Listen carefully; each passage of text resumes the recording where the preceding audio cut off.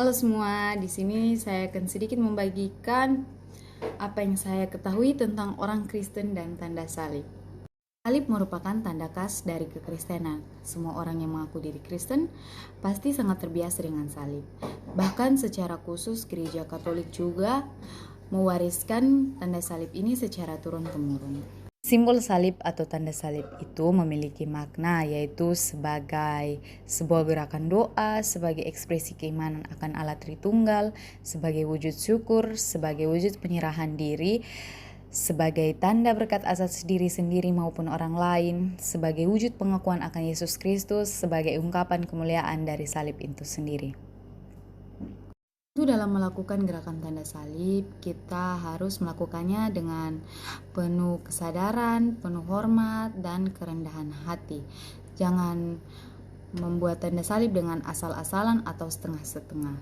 Tanda salib memiliki pola gerakan yang tetap, yaitu dari tangan kanan ke arah dahi, lalu mengarah ke dada mendekati pusar, lalu mengarah ke bahu kiri, lalu ke bahu kanan, atau dari bahu kanan ke bahu kiri untuk beberapa ritus lain dalam kekatolikan.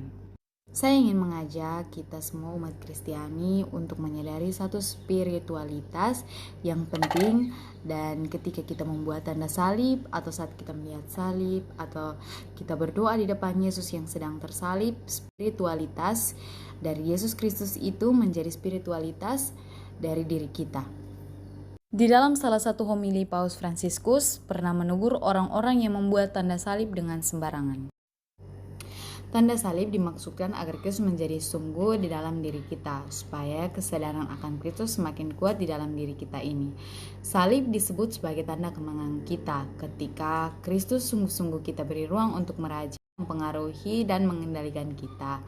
Jadi kalau kita membuat tanda salib atau meletakkan salib di rumah, di kalung, itu artinya kita memohon agar Kristus datang menguasai kita, mengendalikan dan mempengaruhi kita, sehingga bukan lagi kita meletakkan salib pada kalung kita dan di rumah kita. Tujuannya supaya spiritualitas semangat hidup Kristus itu juga menjadi semangat atau spirit dari hidup kita sendiri.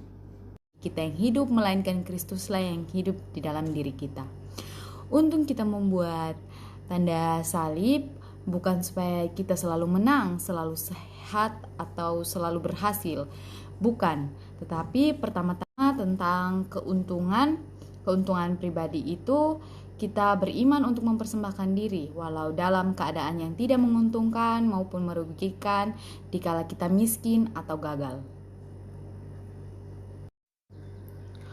Ukuran beriman kita sebagai orang Kristen itu terlihat dari apakah kita tetap mampu mempersembahkan yang terbaik dari diri kita walaupun kita sedang gagal, sedang sakit, sedang jatuh, sedang rugi, sedang tidak nyaman, doakan dan tetap menyerahkan dengan diri kepada Bapa.